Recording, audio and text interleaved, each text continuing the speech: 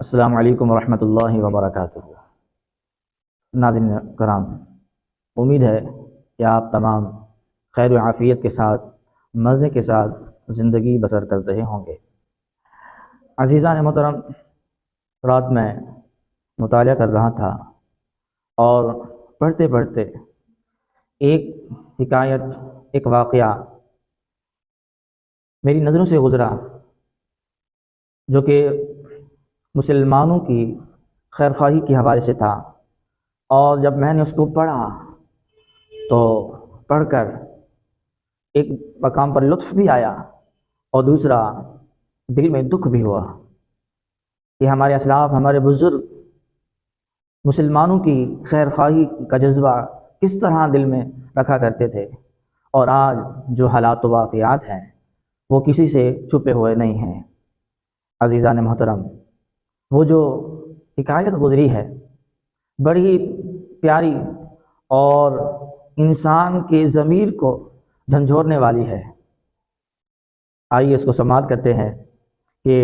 حضرت شیخ ابو عبداللہ رحمۃ اللہ تعالی علیہ، وہ ایک ٹیلر تھے اور درزی کا کام کیا کرتے تھے۔ تو فرمایا اس کے پاس ایک آتش پرست مشرک اس کے پاس آتا تھا اور اس سے جو ہے وہ کپڑے بنواتا تھا۔ تو جب اس کا سوٹ تیار ہو جاتا اور اس کو لینے کے لیے آتا تو اس کی سلوائی جو ہوتی تھی سوٹ کی، تو اس کی جو اجرت وہ ادا کرتا تھا وہ ایک کھوٹا سکہ جو ہے وہ حضرت شیخ ابو عبداللہ رحمۃ اللہ علیہ کو وہ دے دیا کرتا تھا۔ تو آپ رحمۃ اللہ تعالی علیہ اس سے لیتے تھے۔ یہ نہیں کہ آپ کو خبر نہیں تھی کہ یہ کھوٹا ہے یا کھرا ہے، نہیں، آپ کو معلوم تھا کہ یہ سکہ دے کر گیا ہے، یہ کھوٹا سکہ ہے، لیکن آپ خاموشی کے ساتھ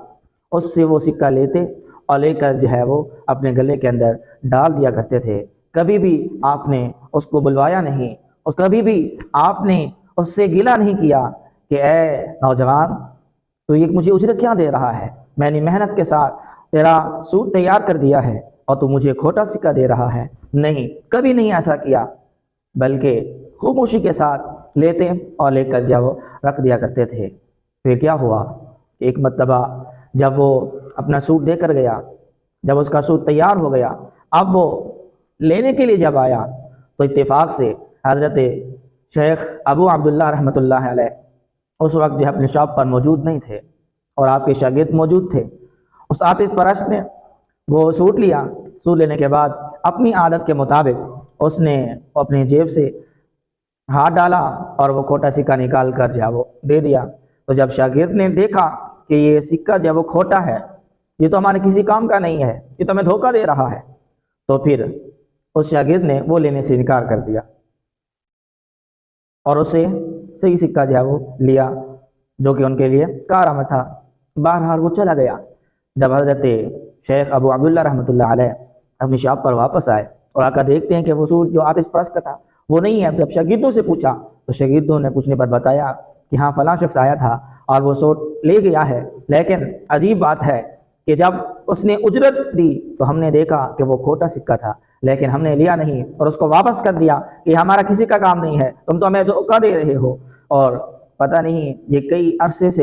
کافی عرصے سے یہ اس طرح آ رہا ہے اور اس طرح آپ کے ساتھ بھی دھوکہ کرتا ہوگا، لیکن آج ہم نے اس کو پکڑ لیا ہے۔ جب شاگردوں نے یہ کہا تو حضرت شیخ ابو عبداللہ رحمۃ اللہ تعالی علیہ اب سنیے،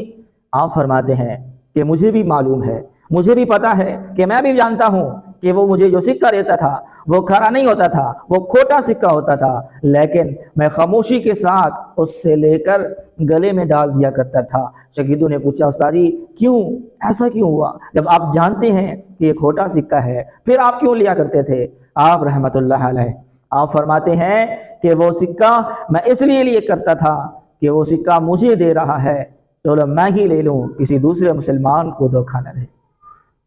کسی دوسرے مسلمان کو دھوکہ نہ دے، کسی اور بیچارے مسلمان کو نہ دے۔ اس قدر مسلمانوں کا احساس آپ کے دل کے اندر پایا جاتا تھا کہ آپ وہ کھوٹا سکہ خود لے لیا کرتے تھے، خود کو نقصان پہنچا لیا کرتے تھے، لیکن دوسرے مسلمان بھائی کا احساس اس قدر آپ کے دل میں کوٹ کوٹ کر بھرا ہوا تھا کہ کہیں اس سے میں نہ لوں تو یہ مجھے تو نہیں دے گا، تو پھر جا کر کسی اور کو نہ دے دے، اس لیے آپ وہ سکہ لے لیا کرتے تھے تاکہ کسی دوسرے مسلمان کو نقصان نہ پہنچے، کسی اور کو دھوکہ نہ دے۔ تو عزیزان محترم، یہ ہے مسلمانوں پر نرمی، یہ ہے دوسرے مسلمان بھائی کا اپنے دل کے اندر احساس پیدا کرنا۔ اور حدیث مبارک کیا ہے؟ حدیث پاک میں آتا ہے، حضرت عبداللہ بن عمر رضی اللہ تعالی عنہما سے روایت ہے، پیارے آقا مکی مدنی سرکار صلی اللہ تعالی علیہ وآلہ وسلم فرماتے ہیں، فرمایا کہ اللہ تعالیٰ کے نزدیک بہترین ساتھی وہ ہے جو اپنے ہمراہیوں کے لیے بہتر ہو، اور اللہ عز و جل کے نزدیک بہترین پڑوسی وہ ہے جو اپنے پڑوسی کے لیے اچھے ہوں۔